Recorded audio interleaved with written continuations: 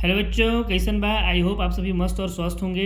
मैं MD Asif, MD sir Hindi medium में आप सभी का स्वागत करता हूं। पिछले क्लास में हम लोग प्रश्नावली 9.3 के क्वेश्चन नंबर 6 तक के प्रश्नों को सॉल्व कर चुके थे। आज के क्लास में हम लोग क्वेश्चन नंबर 7 से लेकर के इसके आगे के प्रश्नों को सॉल्व करेंगे। तो आइए सबसे पहले समझते हैं क्वेश्चन नंबर 7 में हमसे क्या कह रहा है। क्वेश्चन नंबर 7 में दिया हुआ है, यदि एक चक्रीय चतुर्भुज के विकर्ण उसके शीर्षों से जाने वाले वृत्त के व्यास हों तो सिद्ध कीजिए कि वह एक आयत है। तो इसको आकृति के साथ समझिए। ये आकृति हमको बुक में नहीं दिया हुआ था, इसका हम लोग क्या किए हैं, रचना किए हैं कि ABCD एक चक्रीय चतुर्भुज है। क्योंकि हमको क्वेश्चन में क्या कहा है कि यदि एक चक्रीय चतुर्भुज के बारे में हमसे कह रहा है, इसलिए हम लोग क्या बनाए हैं, एक ABCD चक्रीय चतुर्भुज। चक्रीय चतुर्भुज क्या होता है, ऐसा चतुर्भुज जिसके चारों शीर्ष कहाँ पर स्थित हो, एक वृत्त पर स्थित हो। तो अगर हम लोग ABCD को देखें तो ये चारों शीर्ष कहाँ पर स्थित हैं, वृत्त के ऊपर स्थित है ये चारों बिंदु। इसलिए कैसा चतुर्भुज हो जाएगा, चक्रीय चतुर्भुज हो जाएगा। तो इसमें हमसे क्या रहा है, चक्रीय चतुर्भुज के विकर्ण उसके शीर्षों से जाने वाले वृत्त के व्यास हों। अब इसके जो विकर्ण हैं BD और AC, ये क्या है, इसके व्यास हैं। जो वृत्त का जो व्यास होता है ना, तो उसके व्यास के बराबर हमको क्या कहा है, इसके जो विकर्ण हैं उसके शीर्षों से जाने वाले विकर्ण, चतुर्भुज के विकर्ण उसके शीर्षों से जाने वाले वृत्त के व्यास हो। यानी जो इसके विकर्ण हैं ये AC और BD, ये क्या है, ये इस वृत्त के व्यास हैं। तो हमसे कह रहा है सिद्ध कीजिए कि वह एक आयत है। तो हमको क्या प्रूफ करना है कि जो हमारा चक्रीय चतुर्भुज ABCD है वह एक आयत है। तो सबसे पहले तो इसका हम लोग रचना कर लिए हैं कि ABCD एक चक्रीय चतुर्भुज है। हम लोग को प्रूफ क्या करना है कि यह एक आयत है। तो हम लोग लिखेंगे, सिद्ध करना है हमें ABCD एक आयत है। अब इसको हम लोग कैसे प्रूफ करेंगे, बहुत ही आसान तरीका है। जब मैं आप लोगों को रेखाएं एवं कोण पढ़ा रहा था तो वहाँ पे मैं आप लोगों को आयत का कुछ महत्वपूर्ण गुण बताया था, जिसमें से दो प्रमुख गुण क्या क्या है कि जो आयत रहते हैं उसके दोनों विकर्ण आपस में बराबर होते हैं। यानी ये जो अगर हमारा चतुर्भुज ABCD है, अगर ये एक आयत होगा तो इसका जो विकर्ण AC है और BD, ये दोनों आपस में क्या होंगे, एक दूसरे के बराबर होंगे। और एक गुण क्या था आयत का, कि इसके सभी कोण कितने होते हैं, 90 डिग्री के होते हैं। यानी जो शीर्ष A पर बनने वाला कोण है, शीर्ष D पर, शीर्ष C पर और शीर्ष B पर बनने वाला कोण है, ये चारों कोण आपस में क्या हो जाएंगे, एक दूसरे के बराबर हो जाएंगे। अगर हम लोग ये प्रूफ कर दिए कि AC बराबर है BD के और कोण A, कोण B, कोण C, कोण D, ये चारों शीर्षों पर बनने वाला कोण क्या है हमारा 90 डिग्री, तो हम लोग का क्या प्रूफ हो जाएगा कि ABCD एक आयत है। क्या क्या प्रूफ करना पड़ेगा, पहला तो हम लोग को प्रूफ करना पड़ेगा कि AC बराबर BD है, यानी इसके दोनों विकर्ण आपस में बराबर हैं। और दूसरा हम लोग को इसे प्रूफ करना है कि जो शीर्ष A पर बनने वाला कोण है, ये वाला कोण, ठीक है, और शीर्ष B पर बनने वाला कोण, शीर्ष C पर और शीर्ष D पर, ये चारों कोण आपस में क्या है, 90 डिग्री है। हम लोग को ये दो चीज़ इसमें प्रूफ करना पड़ेगा। अब कैसे प्रूफ करेंगे, देखिए बहुत ही आसान है, बहुत ही इसको आसानी के साथ हम लोग प्रूफ कर सकते हैं।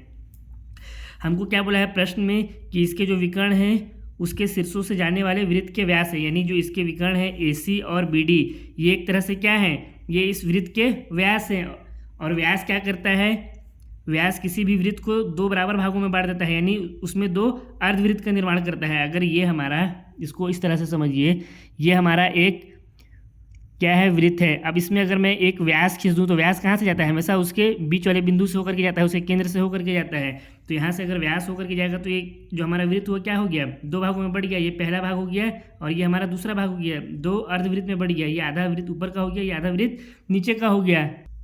और जब मैं आप लोगों को परिचय वाला वीडियो पढ़ा रहा था तो मैं वहाँ पे आप लोगों को बताया था कि अर्धवृत्त में जो भी कोण बनता है वो हमेशा क्या होता है, 90 डिग्री का होता है, एक समकोण होता है। इसका मतलब अगर इस वाले जो अर्धवृत्त है ये हमारा ऊपर वाला, इसमें अगर कोई कोण बनेगा, मान लेते हैं यहाँ पे कोई कोण बना, तो ये कोण कितना होगा हमारा, 90 डिग्री का होगा। उसी तरह से नीचे वाले अर्धवृत्त में भी कहीं पे कोई कोण बनेगा, मान लेते हैं यहाँ पे एक कोण बना है, तो ये कोण कैसा होगा, ये भी कोण हमारा 90 डिग्री का होगा। तो उसी तरह से अगर इस वृत्त की बात करें, मान लेते हैं ये हमारा वृत्त है, इसको यहीं पे बना लेता हूँ, ये हमारा वृत्त है। और इसमें अगर हम लोग कर्ण AC की बात करें, कौन सा कर्ण हमारा, सॉरी विकर्ण AC, अगर हम लोग विकर्ण AC की बात करें तो ये हमारा हो गया विकर्ण AC, ये हो गया A और ये हो गया C। अभी इस BD विकर्ण को मत ध्यान दीजिएगा, ठीक है। तो यहाँ से अगर हम लोग इस विकर्ण को देखें तो ये क्या कर रहा है, AC इस वृत्त को दो बराबर भागों में बांट रहा है। तो इससे क्या होगा, जो इसके अर्धवृत्त में बनने वाला कोण होगा वो 90 डिग्री होगा। तो अगर इसको दो बराबर भागों में बांट रहा है तो कौन कौन सा कोण बन रहा है, एक तो इसको बिंदु D से इधर मिला देंगे, ये हो गया, और एक बिंदु B यानी शीर्ष B से इधर मिला देंगे, ये हो गया B। तो एक कोण तो ये हमारा बन रहा है ADC और दूसरा कोण ये बन रहा है ABC, ये दो कोण बन रहा है। तो ये दोनों कोण हमारा कैसा हो जाएगा, 90 डिग्री का हो जाएगा, क्योंकि हम लोग जानते हैं अर्धवृत्त में बना कोण 90 डिग्री का होता है। अगर आप लोग अभी तक परिचय वाला वीडियो नहीं देखे हैं तो पहले परिचय वाला वीडियो देख लीजिए, क्योंकि सारा कॉन्सेप्ट उसी वीडियो से आ रहा है, ठीक है। तो हम लोग यहाँ पे लिखते हैं यदि विकर्ण AC को व्यास माने तो, अगर हम लोग जब AC को इसमें व्यास लिए, ये जो हमारा AC विकर्ण है इसको क्या मान लिए हम लोग, इस वृत्त में व्यास मान लिए, तो इस कंडीशन में हमारा क्या हो जाएगा, ये जो कोण D बन रहा है और यहाँ पे जो कोण B बन रहा है ये दोनों 90 डिग्री के हो जाएंगे। तो हम लोग लिख सकते हैं कोण ADC बराबर 90 डिग्री। इसी तरह से कोण ABC ये भी हो जाएगा बराबर 90 डिग्री। इसका कारण क्या हो जाएगा, इसको थोड़ा सा और ऊपर कर देता हूँ, ठीक है, इतना भी समझ में आ जाना चाहिए। इसका कारण लिख देंगे, चूंकि अर्धवृत्त में बना कोण 90 डिग्री होता है। इसको मान लिए ये हमारा समीकरण 1 है, इसको मान लेते हैं समीकरण हमारा ये 2 है। अब इसी तरह से ये हमारा वृत्त हो गया, इसको और ऊपर कर देता हूँ थोड़ा तो और अच्छे से समझ में आएगा। ये हमारा वृत्त हो गया जो ऊपर हमको दिया हुआ है। अब इसमें हम लोग पहले AC विकर्ण को माने थे इसका व्यास, अब जो इसका विकर्ण BD था आकृति में उसको व्यास मान लेते हैं। ये जो हमारा विकर्ण BD था, ये था हमारा यहाँ पे B, ये था D, इसको अगर हम लोग व्यास मान लें तो ये भी क्या करेगा, 2 अर्धवृत्त में इसको बांट देगा इस पूरे वृत्त को। एक हमारा इधर का हो गया और एक इधर का हो गया, तो इससे भी जो बनने वाला कोण होगा अर्धवृत्त में विकर्ण BD से, यानी ये जो व्यास BD इसको जिसको हम लोग माने हैं, इससे अगर जो बनने वाला कोण होगा वो भी क्या होगा, 90 डिग्री होगा। तो यहाँ पे कौन कौन सा कोण बन रहा है, D और B दोनों को हम लोग यहाँ पे बिंदु C से मिला दिए। उसी तरह से ये D और B दोनों को हम लोग बिंदु A से मिला दिए, तो एक कोण तो ये बन रहा है और एक कोण ये बन रहा है। तो जब विकर्ण BD होगा, विकर्ण BD क्या होगा, इस वृत्त का व्यास होगा, जब हम लोग मानेंगे तो क्या हो जाएगा, कोण A और कोण C दोनों 90 डिग्री का हो जाएगा। तो हम लोग अगेन लिखेंगे, अगेन यदि विकर्ण BD वृत्त का व्यास हो तो क्या हो जाएगा, कोण BAD बराबर 90 डिग्री ये वाला कोण, और कोण BCD बराबर 90 डिग्री। कारण इसका भी क्या हो जाएगा कि अर्धवृत्त में बड़ा कोण, अर्धवृत्त में बना कोण 90 डिग्री होता है। इसको मान लिए समीकरण नंबर 3 और इसको मान लिए समीकरण नंबर 4। तो इससे क्या हुआ, हमारा ये कोण जो कोण B था, कोण D था, कोण A और कोण C, ये चारों कोण हमारा क्या हो गए, चारों 90 डिग्री आएगा समीकरण 1 2 3 4 से। अब इसमें हमको क्या प्रूफ करना है, ये दूसरे वाले भाग को तो हम लोग प्रूफ कर दिए समीकरण 1 2 3 4 से कि ये चारों कोण कैसे हैं हमारे 90 डिग्री है, एक समकोण ये चारों जगह पे बन रहा है। इसके साथ हमको क्या प्रूफ करना पड़ेगा कि ये एक आयत है, इसके लिए हम लोग को कि AC बराबर होना चाहिए BD के। तो देखिए ये तो हमको प्रश्न में ही दिया हुआ है कि AC और BD दोनों आपस में क्या है, एक दूसरे के बराबर हैं। अब कैसे बराबर है, प्रश्न में हमको क्या दिया हुआ है, फिर से समझते हैं इसको। प्रश्न में हमको दिया हुआ है कि चक्रीय चतुर्भुज के विकर्ण, इसके जो विकर्ण है AC और BD यही इसके विकर्ण है, उसके शीर्षों से जाने वाले वृत्त के व्यास हों। ये जो विकर्ण जो है ये क्या है, ये इस वृत्त के व्यास हैं, और किसी भी वृत्त का व्यास हमेशा बराबर ही होता है। एक वृत्त में कितना भी व्यास हो, व्यास हमेशा कहाँ से होकर के गुजरता है, उसे केंद्र से, यहाँ पे केंद्र बिंदु से तो ये होकर के गुजर रहा है, तो व्यास इसके बराबर होंगे, यानी AC और BD दोनों आपस में क्या हो जाएंगे, एक दूसरे के बराबर हो जाएंगे प्रश्नानुसार। तो इसके लिए हम लोग नीचे लिख लेंगे, चूंकि हमें प्रश्नानुसार दिया है चक्रीय चतुर्भुज ABCD के विकर्ण वृत्त के व्यास है, अर्थात AC बराबर BD। इसको मान लिए समीकरण नंबर 5। तो समीकरण 1 2 3 एंड 4 से, 1 2 3 4 एंड समीकरण 5 से स्पष्ट है कि चक्रीय चतुर्भुज ABCD एक आयत है। बस हमको यही प्रूफ करना था, जो कि हमारा क्या हो गया, प्रूव्ड हो गया। एक तो इसके दोनों विकर्ण आपस में बराबर हो गए, और दूसरा इसके चारों कोण भी आपस में क्या हो गए, चारों कोण 90 डिग्री हो गए, यानी समकोण हो गए। हमको यही दो तो प्रूफ करना था। ABCD एक आयत है, इसके लिए यही तो था ही मेन, जो इससे गुण में से आयत के। इसी के साथ क्वेश्चन नंबर 7 समाप्त होता है। क्वेश्चन नंबर 8 को सॉल्व करते हैं। क्वेश्चन नंबर 8 में दिया हुआ है, यदि एक समलंब की असमांतर भुजाएं बराबर हो तो सिद्ध कीजिए कि वह चक्रीय है। इस क्वेश्चन को हम लोग डायग्राम से समझते हैं। ये डायग्राम हमको बुक में दिया हुआ नहीं है, क्वेश्चन में दिया हुआ नहीं है। इसका हम लोग क्या किए हैं, रचना किए हैं। हमको चूंकि प्रश्न में बोला है कि एक समलंब के बारे में बोला है, हम लोग जानते हैं समलंब क्या होता है, ऐसा चतुर्भुज जिसकी दो भुजाएं आपस में क्या होती है, एक दूसरे के समांतर होती है। और इस चतुर्भुज में हम लोग भुजा AB और भुजा CD को एक दूसरे के समांतर लिए हैं। ये जो भुजा AB है और ये जो भुजा CD है, इन दोनों को हम लोग समांतर माने हैं। तो हमसे प्रश्न में बोला है, यदि एक समलंब की असमांतर भुजाएं बराबर हो, तो यहाँ पे तो AB और CD को हम लोग समांतर ले लिए हैं। तो असमांतर कौन कौन सा हो गया, एक हमारा AD हो गया और BC हो गया। तो ये क्या, इसके बारे में क्या बोल रहा है कि असमांतर भुजाएं बराबर है। तो ये जो असमांतर भुजा AD और BC है, दोनों आपस में क्या है, एक दूसरे के बराबर है। तो सिद्ध कीजिए कि वह एक चक्रीय है। तो हमको क्या प्रूफ करना है कि ये जो समलंब है, समलंब ABCD एक चक्रीय है। इसका मतलब इसके जो चारों शीर्ष हैं तो वो क्या पर स्थित है, एक वृत्त पर स्थित है। इसके लिए हम लोग क्या प्रूफ करना पड़ेगा कि इसमें हम लोग को एक सर्कल बनाना पड़ेगा। सर्कल, ऐसा सर्कल बनाना पड़ेगा कि ये जो ABCD है ये उस सर्कल में स्थित हो। ठीक है, तो इसको ही बनाते नहीं है, पहले तो क्वेश्चन को हम लोग सॉल्व करते हैं। तो हमको क्वेश्चन में क्या दिया हुआ है कि असमांतर भुजाएं बराबर है। तो पहले तो इसको हम लोग लिख लेते हैं। दिया है असमांतर भुजाएं बराबर है, अर्थात क्या हो जाएगा, AD बराबर BC। ये हम लोग मान लेते हैं, मतलब सॉरी मानते क्या है, ये तो हमको इसमें दिया हुआ ही है कि इसका समांतर भुजाएं बराबर है। और हमको क्या प्रूफ करना है कि वह एक चक्रीय है। तो आगे लिखते हैं, सिद्ध करना है,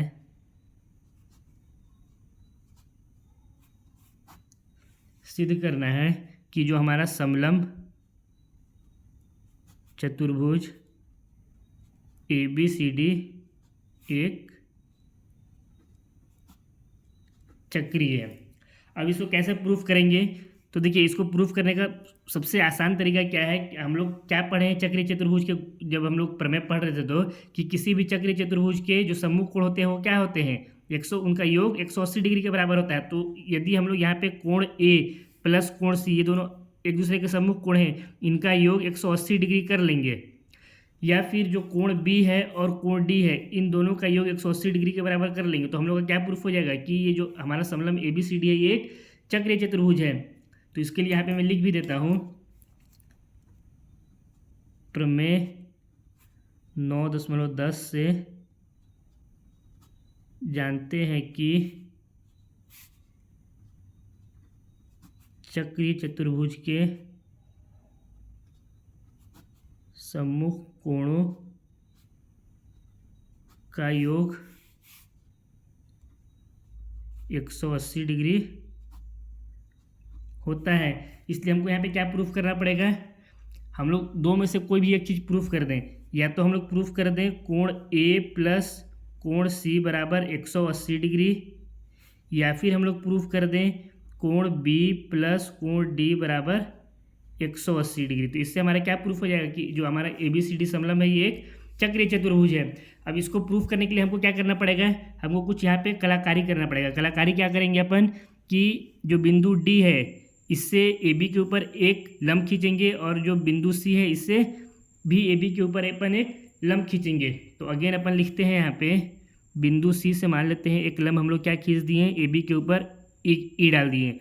उसी तरह से बिंदु D से AB के ऊपर एक लंब डला जाए बाबू, एक लंब F डाल दिए।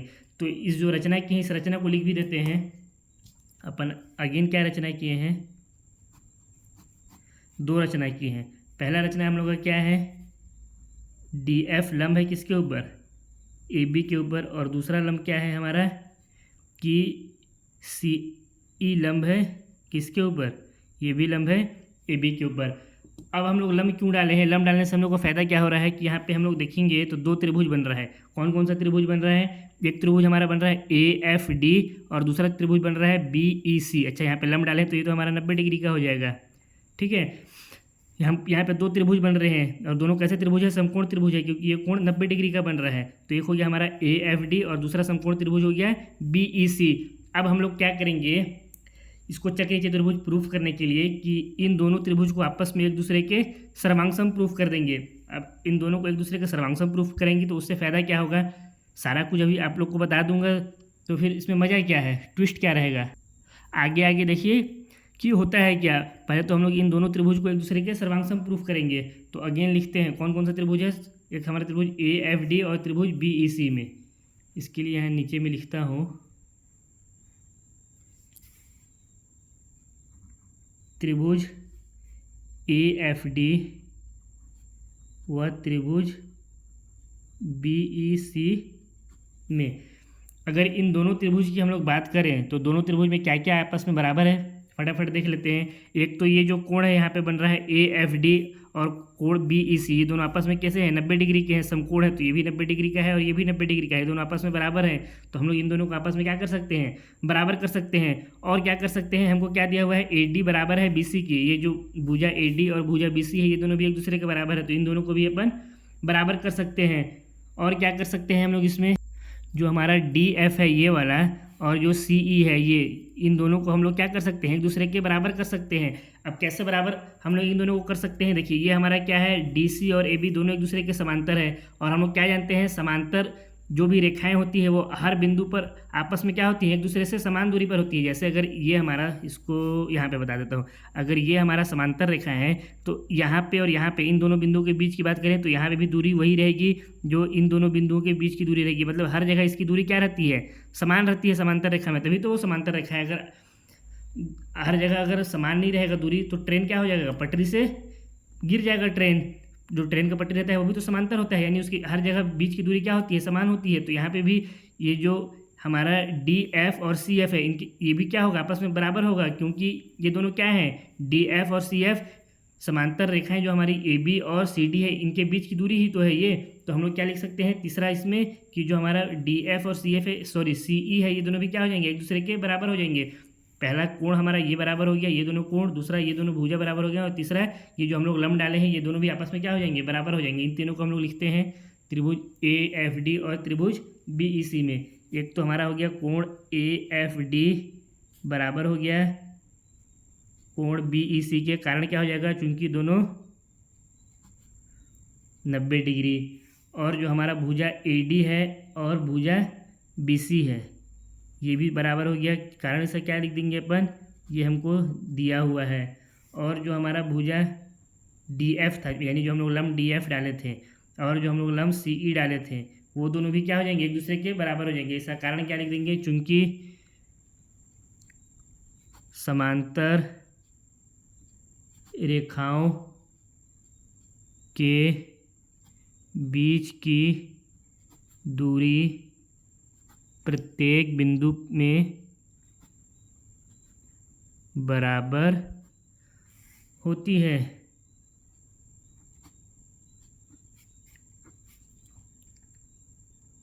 इसलिए हमारा क्या हो जाएगा? ये दोनों त्रिभुज एक दूसरे के सर्वांगसम हो जाएंगे। इसको थोड़ा और ऊपर कर देता हूँ। इसलिए हम लोग क्या लिख सकते हैं? त्रिभुज AFD सर्वांगसम हो जाएगा त्रिभुज BEC के। इसका कारण क्या हो जाएगा? क्योंकि ये कैसा त्रिभुज था? हमारा समकोण त्रिभुज था। तो इसका कारण में हम लोग क्या लिखेंगे? क्योंकि RHS सर्वांग समता नियम से, राइट एंगल हाइपोटेनियस साइड। ठीक है, अब ये दोनों त्रिभुज अगर एक दूसरे के सर्वांगसम है तो हम लोग क्या लिख सकते हैं? कोण A बराबर है कोण B के। जो कोण हमारा A बनेगा और जो कोण B बनेगा वो दोनों क्या हो जाएंगे? एक दूसरे के बराबर हो जाएंगे। और इसका कारण क्या हो जाएगा? कारण हो जाएगा CPCT से।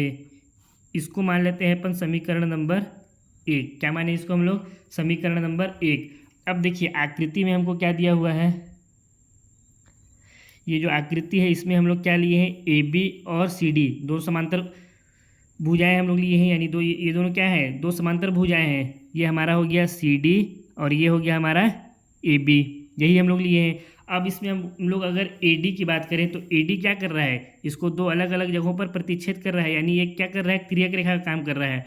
और हम लोग क्या जानते हैं कि किसी भी तिर्यक रेखा के एक ही ओर का जो कोण होता है उनका योग कितना होता है, 180 डिग्री होता है। यानी यहाँ पे जो कोण बन रहा है इस तिर्यक रेखा के इस तरफ का और यहाँ पर का, इन दोनों का योग अगर हम लोग जोड़ेंगे, यहाँ पे कौन सा है, ये ए है और ये हमारा डी है। अगर हम लोग कोण ए प्लस कोण डी जोड़ेंगे तो इसका योग कितना हो जाएगा, 180 डिग्री हो जाएगा, क्योंकि ये क्या है, तिर्यक रेखा के एक ही ओर के कोण है, या इसको हम लोग सह अंतः कोण भी बोलते हैं। इसको मैं आप लोगों को पहले ही पढ़ा चुका हूँ, जहाँ पे हम लोग रेखाएं एवं कोण को पढ़े थे। तो हम लोग नीचे में लिखेंगे, इसको ऊपर कर लूँ पहले, उसके बाद तो लिखेंगे, क्या लिखेंगे, चूंकि ए बी समांतर किसके हैं, सी डी के हैं, एंड ए डी क्या कर रहा है, तिर्यक रेखा का काम कर रहा है, तिर्यक रेखा का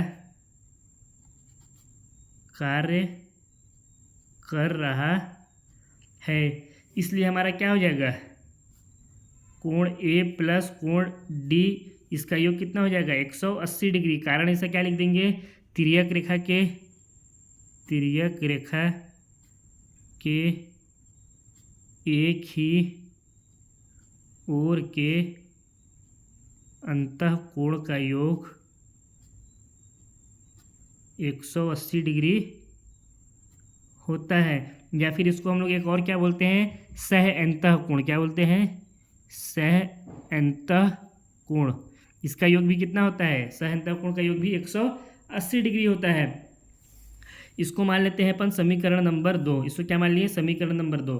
अब देखिए यहाँ पे हम लोग का समीकरण 1 में क्या था, कोण ए किसके बराबर है, कोण बी के बराबर है। तो हम लोग समीकरण 2 में कोण ए की जगह पे क्या लिख सकते हैं, कोण बी लिख सकते हैं। तो हम लोग यहाँ पे लिखेंगे समीकरण 1 एंड समीकरण 2 से कोण बी प्लस कोण डी बराबर 180 डिग्री। और यही हम लोगों को क्या करना था, प्रूफ करना था।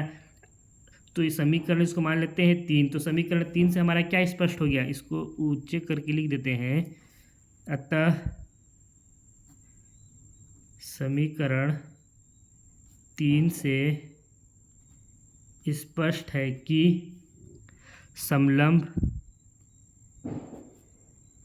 ए बी सी डी के सम्मुख कोण का योग 180 डिग्री है। अतः प्रमेय 9.10 से यह सिद्ध हुआ कि ए बी सी डी समलंब एक चक्रीय चतुर्भुज है। यही हमारा क्या हो गया, इस क्वेश्चन का आंसर। यही ना हमको प्रूफ करना था, कोण बी प्लस कोण डी बराबर 180 डिग्री। ये कोण बी प्लस कोण डी बराबर 180 डिग्री। अगर इस चतुर्भुज में भी देखें, समलंब में भी, तो सम्मुख कोण यही है। कोण बी का सम्मुख कोण कौन सा है, कोण डी है। और हम लोग क्या जानते हैं प्रमेय 9.10 से कि चक्रीय चतुर्भुज के सम्मुख कोणों का योग 180 डिग्री होता है। बहुत ही क्या था ये, हलवा क्वेश्चन। अब क्वेश्चन नंबर 9 को सॉल्व करते हैं। क्वेश्चन नंबर 9 में दिया हुआ है, दो वृत्त दो बिंदुओं बी और सी पर प्रतिच्छेद करते हैं। यहाँ पे दो वृत्त है, एक ये हमारा बड़ा वाला वृत्त है और एक ये छोटा वृत्त है। ये दोनों वृत्त आपस में बिंदु बी और बिंदु सी पर प्रतिच्छेद कर रहे हैं। यहाँ पे देख सकते हैं बिंदु बी, ये हो गया बिंदु बी और ये हो गया बिंदु सी। इन दोनों बिंदु पर ये क्या कर रहे हैं, ये दोनों वृत्त प्रतिच्छेद कर रहे हैं। आगे कह रहा है बी से जाने वाले दो रेखाखंड ए बी डी और पी बी क्यू वृत्तों को ए डी और पी क्यू पर क्रमशः प्रतिच्छेद करते हुए खींचे गए हैं।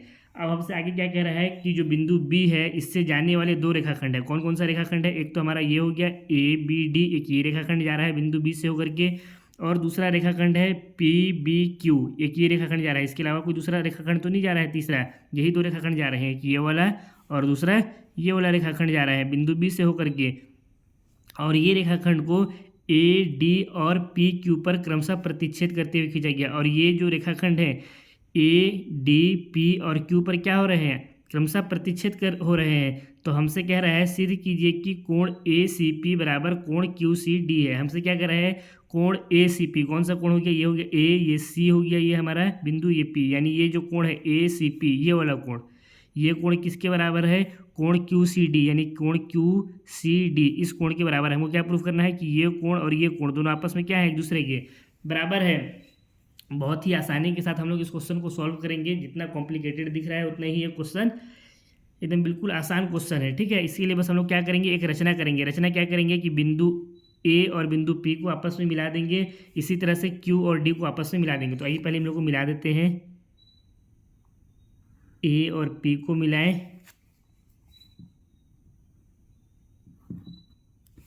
बी क्यू और डी को मिलाएं। अब क्यों मिलाएं, तो आप लोगों के मन में ये भी सवाल आ रहा होगा कि इसको सर क्यों मिलाएं। तो देखिए, अगर हम लोग कोण ए सी पी या कोण क्यू सी डी की बात करें तो ये कहाँ पे बन रहा था, इसके लिए कोई त्रिभुज दिख रहा था, कोई त्रिभुज था ही नहीं। अगर हम लोग यहाँ से देखें तो ये हो गया ए, ये हो गया सी और पी इधर था, और इन दोनों को अगर मिलाएं तब तो ये त्रिभुज बना ए सी पी, वरना तो ये त्रिभुज थोड़ी था, यहाँ पे ये तो खाली था। तो इसी के लिए हम लोग क्या करना पड़ेगा, इसको एक भुजा को मिलाना पड़ेगा। दो ही भुजा था, दो भुजा में तो त्रिभुज बनता नहीं, इसलिए हम लोग क्या किए, ए पी को मिला दिए। इसी तरह से यहाँ पे भी देखें तो क्यू सी डी, ये दो भुजा इसमें दिया हुआ था लेकिन तीसरा भुजा नहीं था, तो ये त्रिभुज बनता ही नहीं, इसलिए हम लोग क्या किए, इसको भी मिला दिए। अब इसको करने से हमको फायदा क्या हुआ उसको बाद में समझेंगे, पहले इसकी जो रचना की है उस रचना को लिख लेते हैं। रचना क्या की है अपन, पहला रचना किए, ए से पी को मिलाया, और दूसरा रचना किए डी से क्यू को मिलाया। यही दो रचना किए हैं। और ये रचना करने से हमको एक फ़ायदा ये भी हुआ, अगर हम लोग इसको देखें, ये जो रेखा ए पी है ये क्या है, एक जीवा है, क्योंकि ये बिंदु ए और बिंदु पी को आपस में क्या कर रहा है, मिला रहा है। और हम लोग जानते हैं किसी भी वृत्त में दो बिंदुओं को मिलाने वाला जो रेखा होता है वो क्या होता है, उसकी जीवा होता है। इसी तरह से जो हमारा क्यू और डी है ये भी क्या हो जाएगा, एक जीवा हो जाएगा। ये अगर हमारा जीवा हो गया, और बड़े वाले वृत्त की बात करें, केवल बड़े वाले वृत्त की, तो क्या हो जाएगा, ये जीवा इस वृत्त को दो वृत्त खंड में बांट देगा। ये तो हमारा एक हो जाएगा लघु वृत्त खंड, ये हमारा क्या हो गया, लघु वृत्तखंड। और ये बाकी यहाँ से लेकर के ये जो दिया हुआ है जीवा तक, एपी से इस तरफ का जो बड़ा वाला वृत्त का जो भाग है ये हमारा क्या हो जाएगा, पूरा दीर्घ वृत्तखंड हो जाएगा, दीर्घ वृत्तखंड। इसी तरह से ये जो जीवा है इससे इस तरफ का भाग क्या हो जाएगा, लघु वृत्तखंड हो जाएगा, लघु वृत्तखंड। और इस जीवा से इस छोटे वाले वृत्त में, ये जो छोटा वृत्त है यहाँ से लेकर के पूरा यहाँ तक, ये पूरा हमारा क्या हो गया, एक दीर्घ वृत्तखंड। तो इसको हम लोग क्या लिख सकते हैं, दीर्घ वृत्तखंड। अब अगर आप लोगों को लघु वृत्तखंड और दीर्घ वृत्तखंड मालूम नहीं होगा तो आप लोग सबसे पहले तो एक काम करिए, इस वीडियो को यहीं पे आप लोग पॉज करिए और इस चैप्टर का जो परिचय वाला वीडियो है उस वीडियो को देख लीजिए, जिससे आप लोग को समझ में आ जाएगा कि लघु वृत्तखंड और दीर्घ वृत्तखंड क्या होता है। अब ये हमारा दो वृत्तखंडों में बट गया, ये भी वृत्त और ये भी वृत्त दो वृत्तखंडों में बट गया। और हमको क्या मालूम है, जब हम लोग प्रमेय 9.8 पढ़ रहे थे तो वहाँ हम लोग क्या पढ़े थे कि किसी भी एक वृत्तखंड में जितने भी कोण बनते हैं वो हमेशा क्या होते हैं, बराबर होते हैं। तो अगर हम लोग इस बड़े वाले वृत्तखंड की बात करें तो इसमें कौन कौन सा कोण बन रहा है, इस तरफ तो लघु वृत्तखंड में कोई कोण नहीं बन रहा है बड़े वृत्त में, सिर्फ दीर्घ वृत्तखंड में इधर ही सारे कोण है जो भी है। तो यहाँ पे अगर हम लोग देखें तो एक कोण तो ये बन रहा है ए बी पी, एक ये कोण हो गया, एक ये वाला कोण है हमारा, और दूसरा कोण कौन सा है, इसी वृत्त पे देखें तो ये हो गया ए सी पी, ये कोण बन रहा है, एक ये वाला कोण हो गया। तो ये दोनों कोण आपस में क्या हो जाएंगे, एक दूसरे के बराबर हो जाएंगे, क्योंकि ये दोनों कोण किस में बन रहे हैं, ये इस जो बड़े वाले वृत्त है इसके दीर्घ वृत्तखंड में बन रहे हैं। और इसी तरह से जो छोटे वाले वृत्त की, इस वृत्त की बात करें तो इसके जो दीर्घ वृत्तखंड में जो बनने वाले कोण है, कौन कौन सा कोण है, एक तो है क्यू सी डी और दूसरा कोण है क्यू बी डी, एक ये कोण है। तो ये कोण और ये कोण भी आपस में बराबर होंगे, ये कोण और ये कोण भी आपस में बराबर होंगे। तो हम लोग अगेन लिख सकते हैं, नाउ कोण ए बी पी बराबर किसके हो जाएगा, कोण ए सी पी के, कोण ए सी पी के, इसको मान लेते हैं समीकरण 1।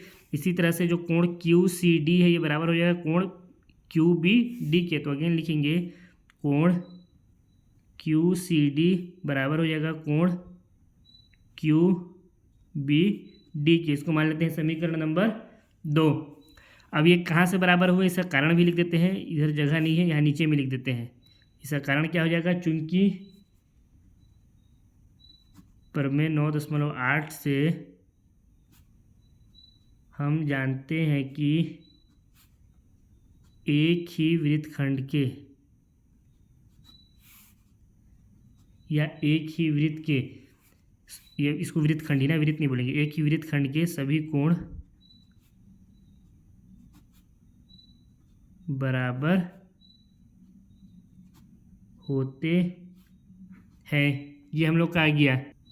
और हमसे प्रश्न में साथ ही क्या कह रहा था कि बी से जाने वाले दो रेखाखंड ए बी डी और पी क्यू बी हैं, यानी ये जो बिंदु बी है, यहाँ पे जो बिंदु बी है, इससे दो रेखाखंड जा रहा है। कौन कौन सा, एक तो हमारा जा रहा है ए बी डी और दूसरा रेखाखंड कौन सा है, पी बी क्यू। इसका मतलब क्या हुआ कि ये जो रेखा है खंड और ये रेखाखंड, ये दोनों आपस में क्या कर रहे हैं, बिंदु बी पर प्रतिच्छेद कर रहे हैं। इसको इस तरह से समझिए, नीचे में थोड़ा सा, हाँ ठीक, यहाँ पे समझ में आ जाएगा। एक तो हमारा ये रेखाखंड है, इसका नाम क्या है, ये हो गया ए, इसको मान लेते हैं यहाँ पे बी है, और ये हो गया डी। इसी तरह से दूसरा रेखाखंड हमारा क्या किया है, यहाँ से इसको नाम दे दिए, ये हो गया हमारा पी, ये हो, यहाँ पे तो बी ही था, और ये हो गया हमारा क्यू। ये दो रेखाखंड कहाँ से जा रहा है, बिंदु बी से होकर के जा रहा है। इसका मतलब बिंदु बी पर ये दोनों क्या कर रहे हैं, प्रतिच्छेद कर रहे हैं। और हम लोगों को क्या मालूम है कि जब कभी भी दो रेखाएं आपस में किसी भी बिंदु पर प्रतिच्छेद करती है तो वहाँ पे जो आमने सामने वाला कोण बनता है, यानी ये कोण और ये कोण, इसी तरह से ये कोण और ये कोण आपस में क्या हो जाते हैं, बराबर हो जाते हैं। शीर्षाभिमुख कोण इसको हम लोग कहते हैं। तो ये कोण ये आपस में बराबर हो गए, ये और ये बराबर हो जाएंगे।